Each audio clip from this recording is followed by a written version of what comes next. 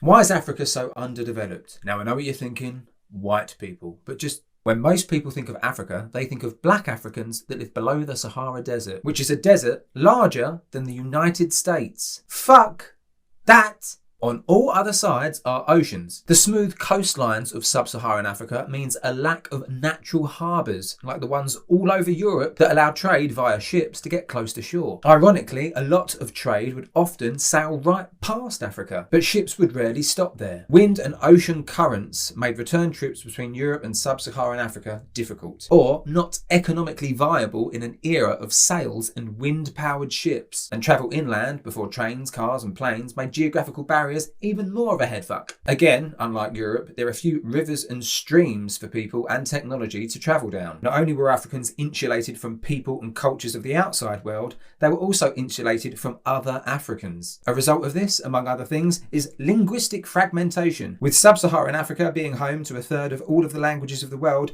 despite African people only making up 10% of the world's population. Historically, the only thing concentrated enough in Africa to make an expensive trip there worthwhile have been gold, ivory, or slaves. This is why the coast of what is now Nigeria became known as the Slave Coast, the coast of Ghana, the Gold Coast, and the west coast of Ghana was and still is called the Ivory Coast. Land transportation and growth within Africa has also been made more difficult because of a tiny little fucker known as the tsetse fly, which carries with it a fatal sickness affecting both animals and people. The reason why you might not have heard of the tsetse fly is because the tsetse fly is not white.